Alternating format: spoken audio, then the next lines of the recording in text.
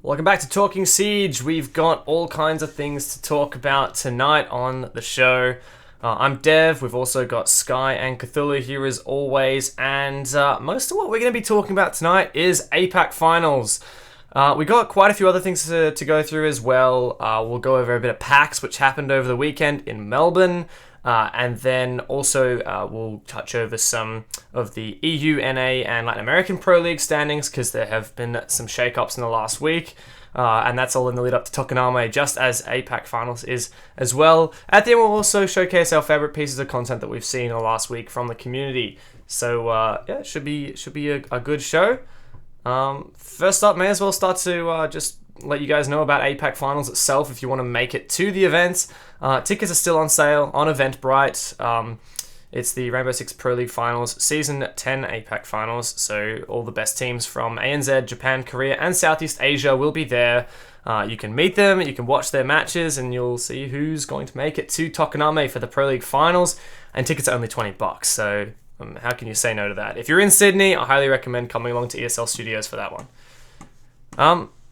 Or even if you're within the nearest vicinity of Sydney. That's true. You know, I've seen a lot of people, some people fly in for it. A lot of people at PAX this weekend said that they were heading to APAC Finals, and some people as well if you live in New South Wales and you want to go for a bit of a drive, because maybe you live in Newcastle or something like that. A lot of people do that as well. So, yes, it's not something you want to miss, that's for certain. Now let's touch on PAX a bit. We mentioned it before. It happened over the weekend, Friday, Saturday, Sunday, and my goodness, this was such an exhausting weekend. There was so much stuff to do.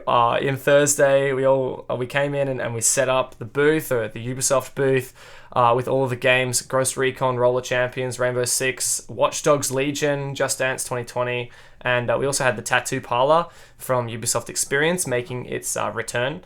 So it was a really great event. Rainbow Six, we had a 4 versus 4 stand, and it was crazy to see how many people came by and played the game, and we were on for a chat, and it was pretty funny really, because we had this 4 versus 4 stand in a little queue, and we never had a point where there was no one in the queue and we couldn't start another game. There was always someone in the queue ready to jump on.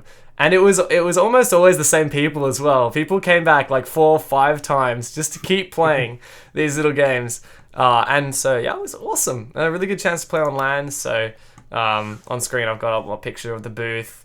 It was a really great experience. A lot of fun. Sky, you were there as well, helping me out, helping all the Ubisoft crew out on the booth. And for both of us, it was kind of a new experience.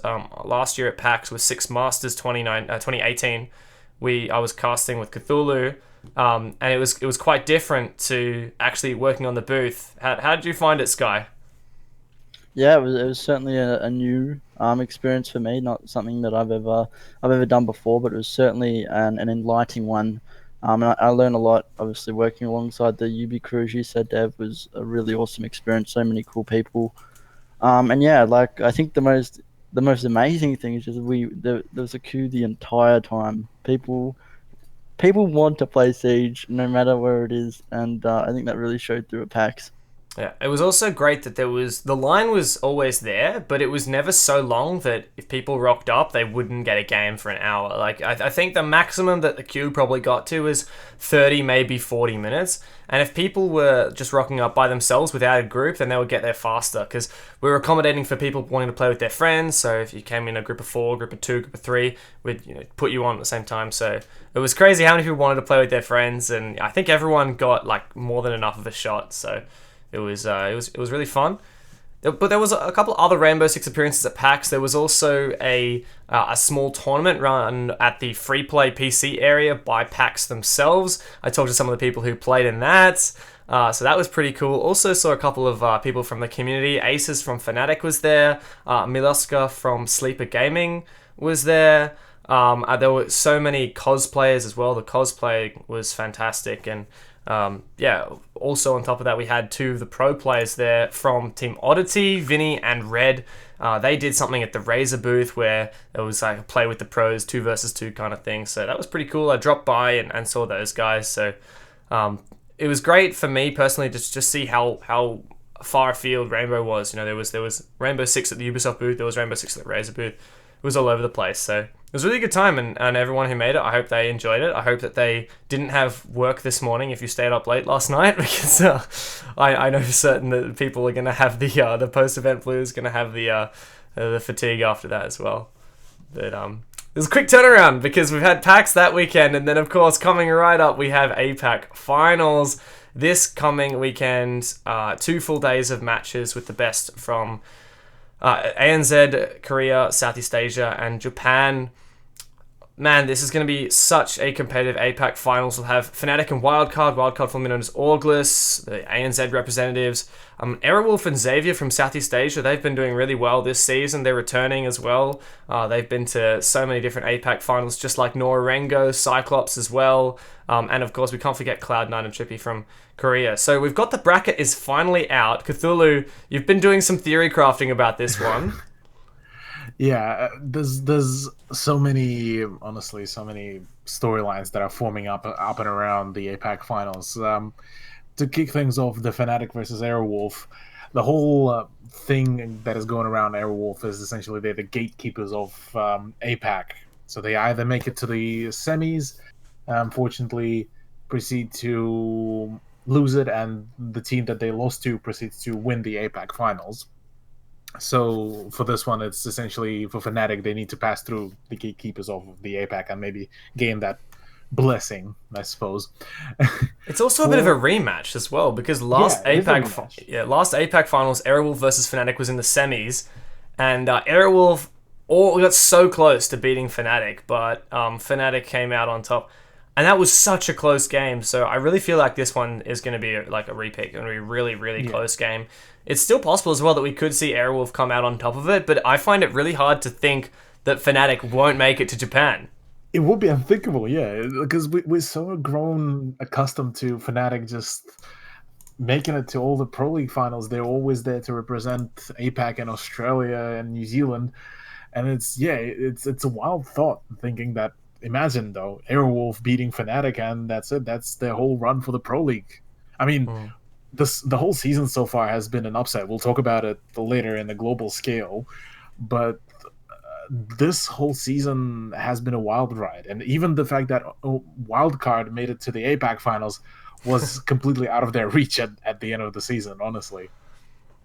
Yeah, especially once Wildcard dropped that game to Oddity, I really thought, everyone thought, Oddity's going to make it to LAN. It was crazy, but then right at the last day, Wildcard had to kind of resign themselves. They beat Cryptic on the last day, but that still wasn't enough. They had to wait for Oddity or Fnatic to slip up, and Oddity unfortunately did slip up, but then, Wildcard made it through.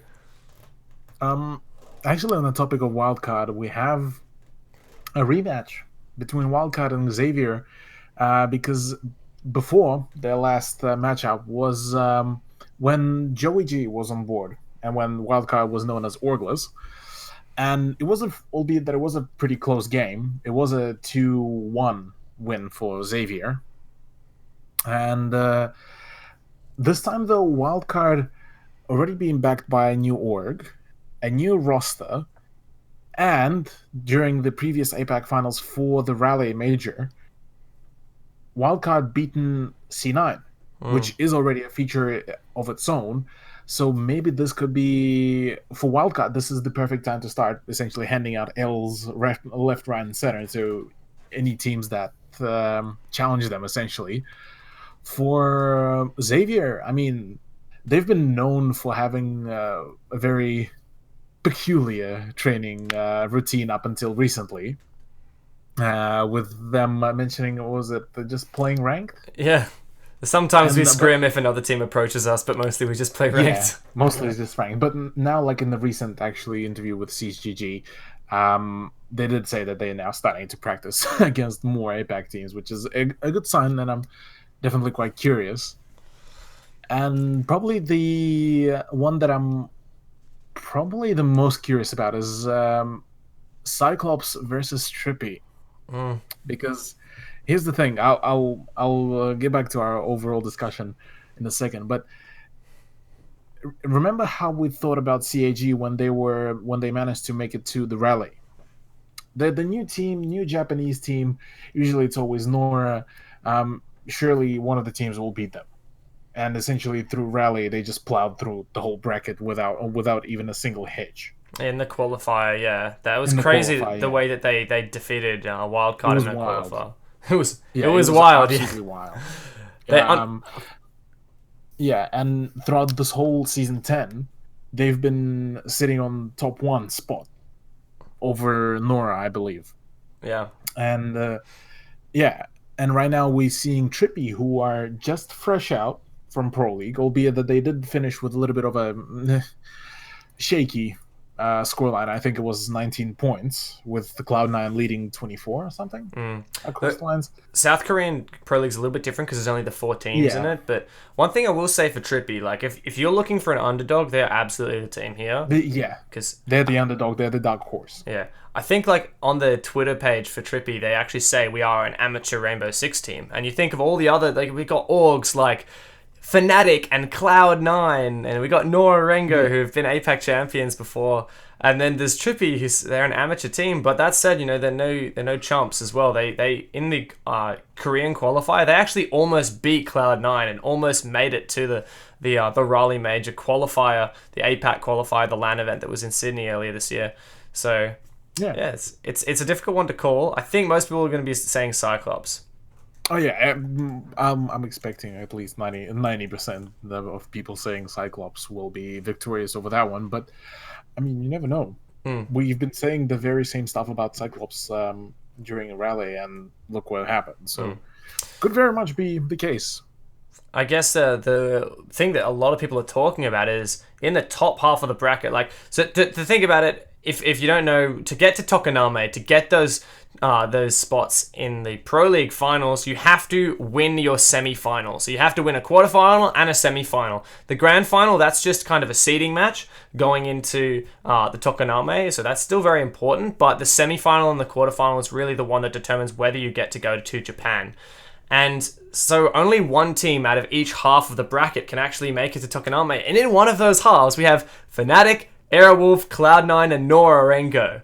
I mean, all of those teams are absolutely well-renowned giants of APAC, and we haven't seen a single APAC finals where one of those teams, when none of those teams have made it before. Like we've seen Cloud9 and Nora Rengo and Fnatic all win APAC finals or come first or second place in APAC finals. So it's going to be crazy to think that only one of those teams is going to make it. Yeah, it really is crazy. And I think for the longest time, really, I'd say last 2 or maybe 3 APAC finals, correct me if I'm wrong, it has been Fnatic and Nora Rengo coming out on top. So to see that sort of from the get-go, not being a possibility at all, is certainly quite interesting. And I guess we can guarantee ourselves that we are actually going to see, whether it be Cyclops, Trippy, Xavier, Wildcard, one of those teams is going to be making it to Tokoname. So that's quite an exciting prospect. That's right. None of those teams have ever come first or second in an APAC final. I guess I want to get you guys' opinions. Predictions. We've talked about the stakes here for these teams. Who do we see making it for those top 2 spots out of the top half of the bracket? A lot of people would just say Fnatic all the way, but they've got Norengo to come up against, even Airwolf and Cloud9.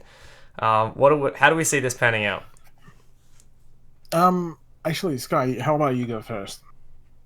It's a hard one. It's like, I feel like it's an incredibly hard question because you're asking me to pick one of 4 teams. So I think all in their own right could make it. I think any of those teams could make it to Tokoname. So to pick one is an incredibly hard question. I really don't know. I can't say I think that's really what makes that top half of the bracket so exciting. You can't pick one of them. I think for the lower half, I think what I would like to see, I'd like to see a Cyclops versus Wildcard semi-final. I think that'd be pretty exciting match and a rematch from the Rally major APAC qualifiers, where we saw Wildcard back then. August came so close to beating Cyclops, and then in the end, Cyclops really turned up and got their stuff together and booked themselves a place at Rally. So I think that'd be an exciting matchup. Yeah, for sure. I think if you're in that bottom half of the bracket, these teams like Cyclops, Xavier, Wildcard, these seems to have really been really good teams for a long time, but they're yet to taste many international performances. Cyclops, obviously, they did go to Raleigh, got knocked out after their first 2 games. So all of these teams, they're going to be licking their chops, thinking, wow, we don't have to go up against Fnatic, Airwolf, Cloud9, Norengo to get to Tokoname. So I really would love to see. We will be seeing a new face at the Pro League Finals. That's guaranteed here. That's 100% guaranteed. And we'll just have to wait and see this weekend who it will be. Oh man, it's so hard to call. So you just have to tune in on the weekend. We don't have an exact starting time for the stream, but usually it's about 10 a.m. Australian Eastern Daylight Time. So this Saturday and Sunday, we'll have the quarterfinals on Saturday. Sunday will be the 2 semi-finals and that grand final as well. So all of these matches are definitely well worth watching. And if you're not making it down to the event itself in Sydney, highly recommend tuning in on the stream. Something I didn't mention, I did just say that I think it'd be exciting to see is a Wildcard versus Cyclops match. Is Xavier... Both the last 2 APAC finals of which they have been in attendance, they have come within 1 match of making it to that truly international stage. They've made it to the semi-finals on both occasions and been knocked out. So, I guess that sort of speaks, is this going to be that's another interesting storyline, can they finally sort of get over that final hurdle and make it to Tokoname? And if I recall correctly, I think it was Norengo that they got knocked out the first APAC finals. The most recent APAC finals, and then Fnatic that knocked them out the previous time. So they have been for the last. You are correct in saying that. Thank you. The last 6 to 9 months, Fnatic and Norengo have been the teams to beat. And if you don't manage to defeat Fnatic or Norengo, it's never like,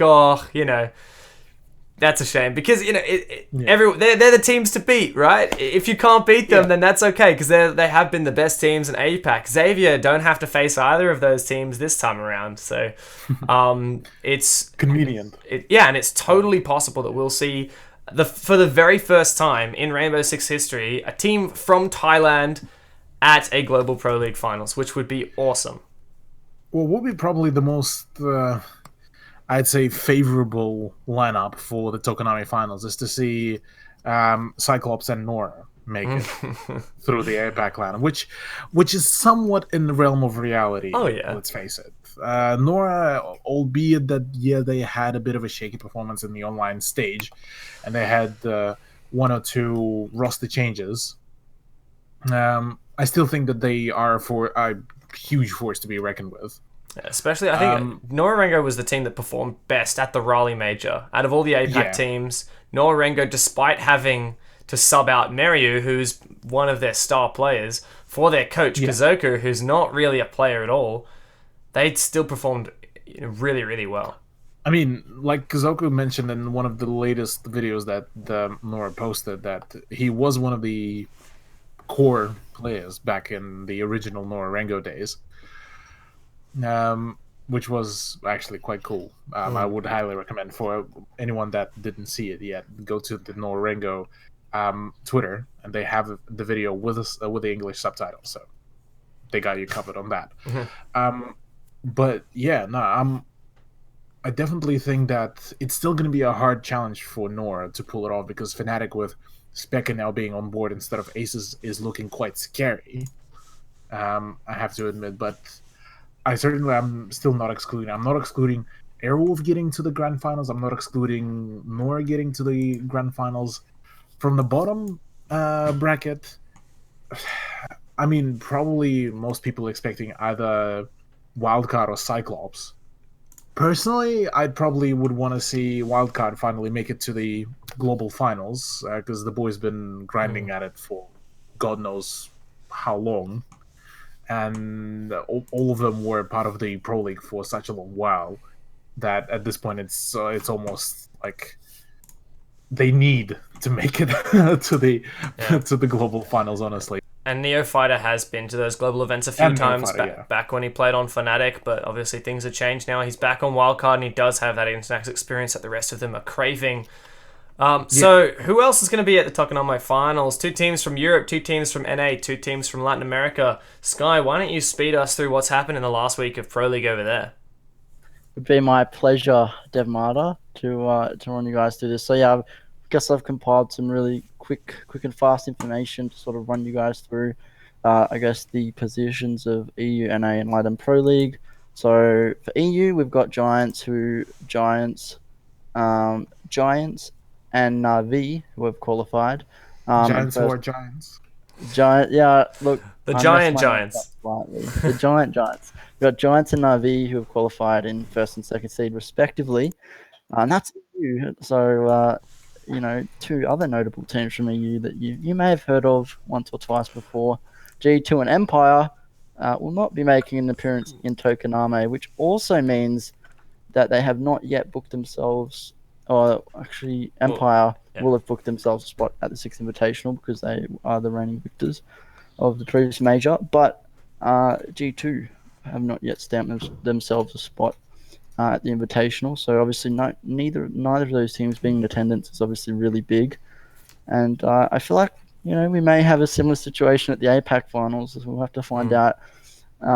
Chaos and Penta are fighting to avoid relegations, so either one of those teams we'll find out next week will be disqualified from Pro League and be bumped down to Challenge League, and how do you Sisu? Is it Sisu? It's Sisu. Spelled Gifu, but it's Sisu.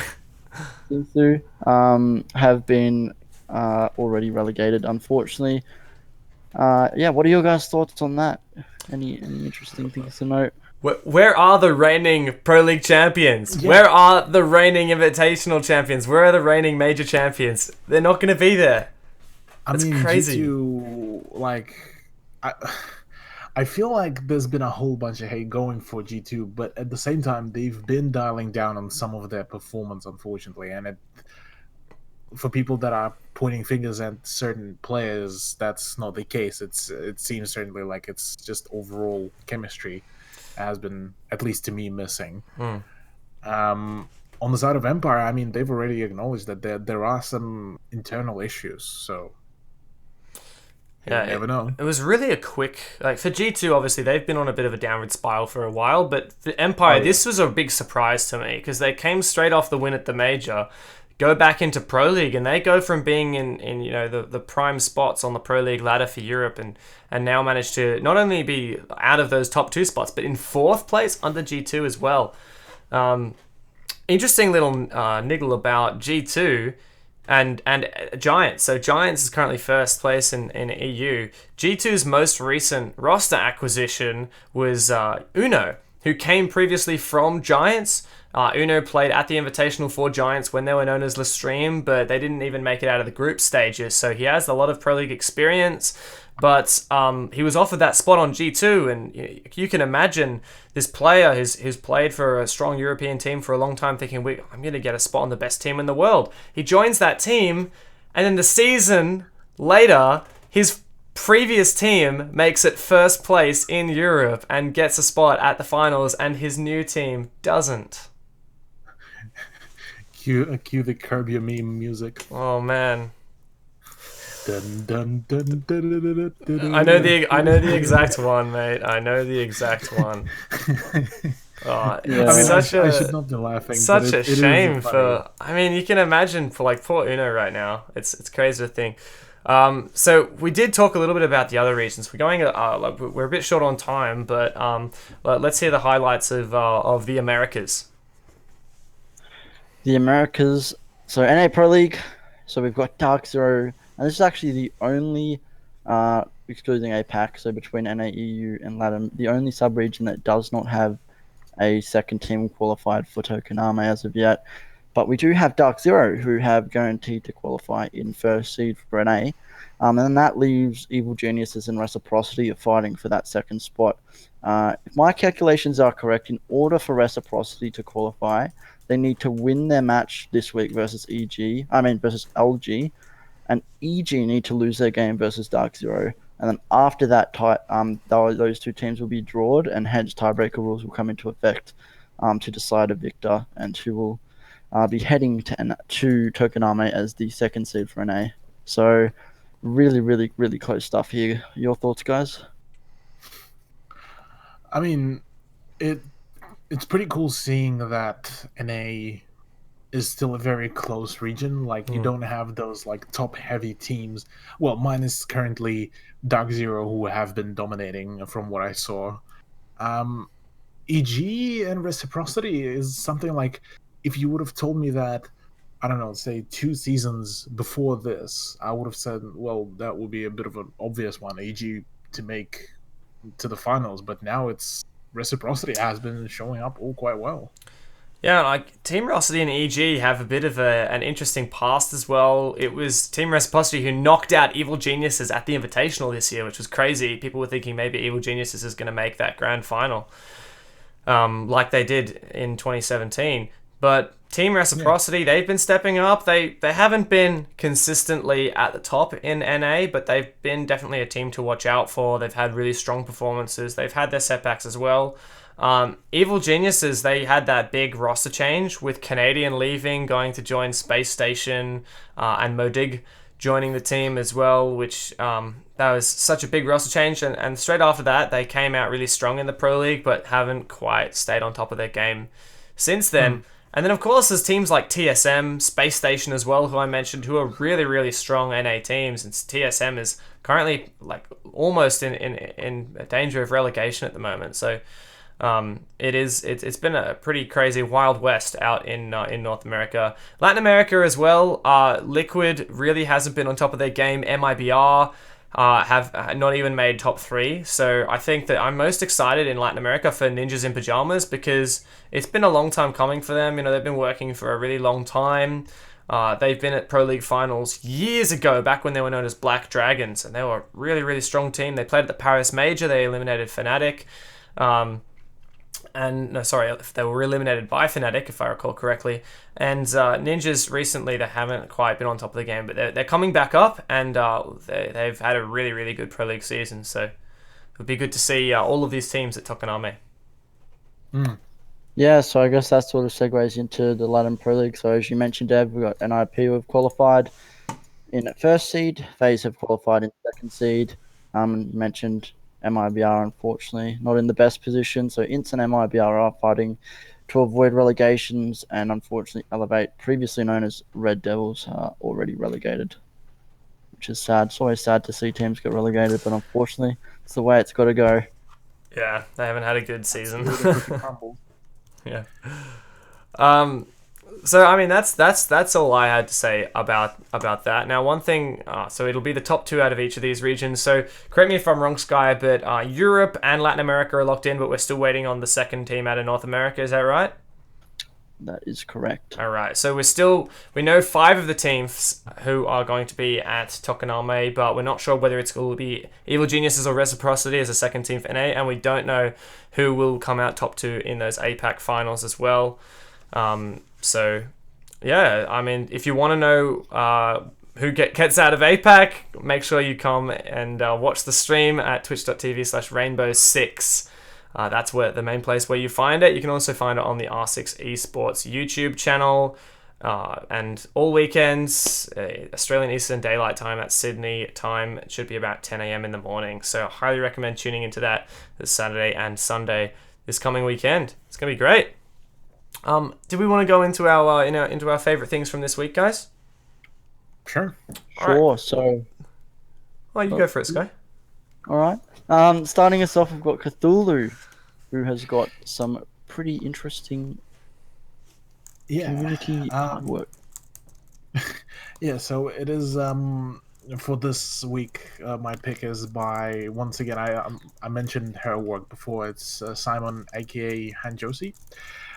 She does mainly just Siege related art plus a couple other games, and this time she made floral themed weapon stickers, which are pretty dope, and you can actually get those off a website called society6.com.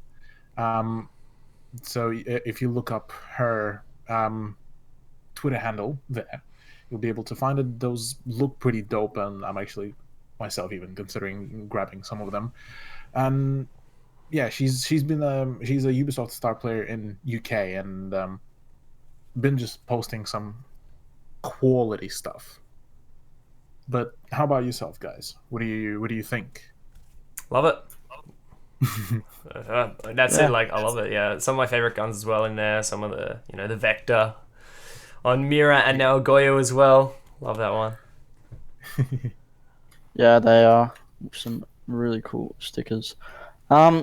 My top pick or host pick for this week is going to be the Hot Breach podcast, which is another Siege podcast hosted by Rogue9, Get Flanked, and Prodigio Pete.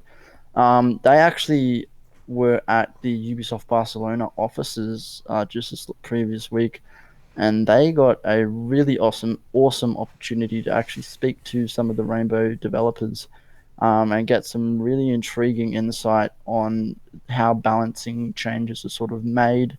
They even looked at some graphs and some quite specific details that maybe normally we wouldn't be, I guess, as the community wouldn't be gifted at looking at. We sort of got a really, really in-depth and inside look at how this sort of stuff happens, and I think the community really appreciated getting to look at this. And there were multiple developers that sort of got on the panel and spoke and sort of gave their insight, and I thought that was really, really interesting. And Dev is someone who's has also watched it. So Dev, what are your thoughts? Firstly, I'm incredibly jealous. I've never been to Barcelona before, and apparently it is an amazing city. And getting to be in the production studio and talking to the devs and actually being involved in the they call it the balancing sprint. It would have been so awesome, and hopefully I'm really hoping that one day I can be involved in that, something like that, because it's so fascinating. I love that, and the developers as well. All the developers who came onto the show, they were incredibly professional, informative, and they gave a lot of insight into things that I didn't know about the development cycle, and a lot of things that don't get talked about before. Obviously, the developers go on those panels for the Pro League finals and the majors, but this was to another level of detail. And it was really, really enlightening. Also, this is not the first time that we have highlighted the Hot Breach podcast on here, because it's one I listen to every week. Rogue9 and Get Flanked came along onto this show actually about a year and a half ago, I'm gonna say, and they had great content creators as well. So I highly recommend going and checking out their stuff. And if I'm wrong, Sky, but people can check this out and watch this specific episode with the developers on Get Flank's YouTube channel. That is correct, Dev. You can go watch it. It's about 2 hours and 50 minutes long, so be sure to get yourself some water. Stay hydrated. But yeah, it's for sure worth a watch. Or you can do what I did, and I watched the first part of it, and then I got out my phone and I opened up one of the podcast apps, and you can find it on there as well. I listened to it while I was on the train, so if you've got a morning commute, that's definitely the perfect place. Maybe you listen to this podcast on your morning commute. Who knows? Like we also go on those podcasting platforms as well, so it's a great way to digest that kind of long form content. Podcast inception. Yeah, that's it. All right, well, why don't I jump over to my favorite thing this week? Let's do it. So I wanted to highlight something from SiegeGG. Those who don't know what SiegeGG is, they are a website all about Rainbow Six esports. There is so many articles, videos. They have a YouTube channel. Their Twitter and Instagram is also very, very active. And a huge thing that SiegeGG does that you can't really find in many other places is statistics. If you're interested in who's the best player on a team, who has the best stats, they always tweet out this information. You can find a wealth of it on their website. They track everything, kills, deaths, all these ratios, cost, they devise ratings for players. They actually do rankings for all the teams in the world as well. And the series that they've been doing this week is called The Road to APAC Finals. We've talked so much about APAC Finals tonight. And SiegeGG, if you're not quite familiar with a lot of the teams that are going to this event, if you'd like to dive a bit deeper onto what we've talked about tonight with Airwolf, Fnatic, Wildcard, Xavier, all of those teams, go over to SiegeGG. The Road to APAC Finals series has specific articles on each of the teams, so you can find out all kinds of things about them and read the interview as well that CGG did with the players and coaches from that team. So I highly recommend going and checking those out. But I guess this is as good a time as any to mention that you can purchase still the APAC Pro League Finals tickets on Eventbrite. Go to Rainbow Six Pro League Season X APAC Finals on Eventbrite. Tickets are $20. It is super cheap for an esports event, an international esports event, and the show is fantastic. I highly recommend getting yourself tickets if you live in Sydney, if you live near Sydney, if you're willing to fly out. It's on this coming weekend, October 19th to 20th. You don't want to miss it. And with that, we've had a mega episode tonight talking about APAC Finals. I think it's time to let you guys go to bed. Go probably play some ranked or something later. So got a busy night coming up. And yeah, it's been fantastic talking about all this stuff. Thanks guys for tuning in, and Sky and Cthulhu. It's been really nice. Yeah, all I can say really is I'm super hyped for APAC Finals and Tokoname. Talking about it tonight with you guys has really added to that. Likewise, I'm very much excited to see how it'll unveil and how will things go from there, and how just even the global finals will unveil, really. So remember, twitch.tv/Rainbow6 this weekend, APAC Finals. Be there or be square. I'll be very unhappy if you're not there, and I will come and find you, and I will make you watch the APAC Finals. So until then, we'll have APAC Finals this weekend and Talking Siege next Monday as well. So have some good games, and we'll see you next week.